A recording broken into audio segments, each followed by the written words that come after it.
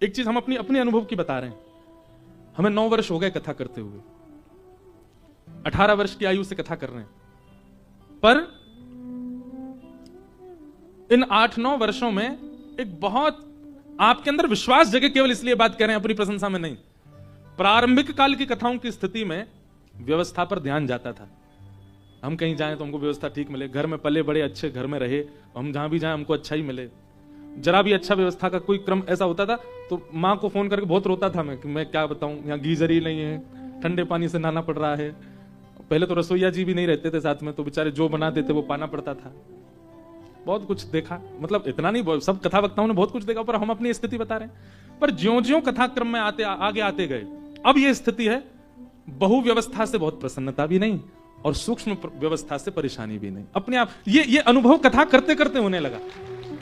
काशी में आप लोग इतना सब कुछ कर रहे हैं, इतनी व्यवस्था कर रहे हैं, अब अगली कथा में हमको कुछ ना मिले तो उससे हमको दुखी नहीं होंगे, प्रसन्नता ही है। सब जगह सम बुद्धि सम चित्त, यह जब तक आपका नहीं होगा, आप अपने आप को भजनानंदी मत कहिए, आप अपने आप को भक्ति पथिक मत कहिए कि आप व्यवस्थाओं पर दृष्टि डालते हैं।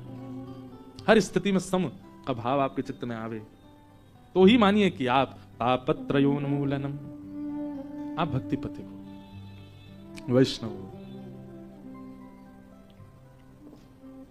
इस प्रकार भागवत जी का 2 श्लोक कहा गया। और इसी 2 श्लोक में श्रीमद् भागवते महामुनि कृते किंबा परैरीश्वर सद्यो हृदयवरुध्यते त्रिकृतुभिः शुश्रूषुभिस्तत्क्षणात्।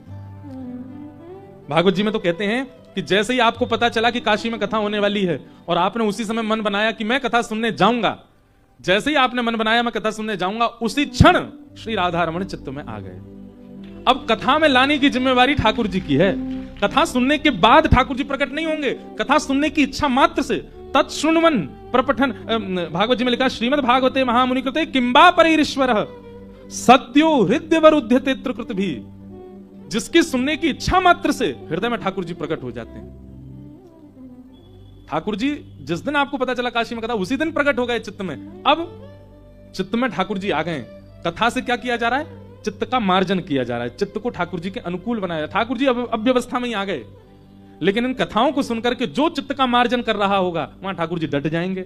और 7 दिन के बाद भी मार्जन नहीं किया गया हो, ठाकुर जी प्रस्थान करेंगे। बोले बहुत बढ़िया भैया, कचुदना रहे तेरे चित्त में, तेने सफाई करी नहीं, बाकी तेरे सामने व्यास जी आ गए, कथा सुनाई, संकीर्तन सुना, फिर तू वैसे कोई वैसे ही रहो। ठाकुर जी प्रस्थान करेंगे। इसलिए अवसर है कथा, इसको गवाइए नहीं, गोता लगाइए और पवित्र करिए।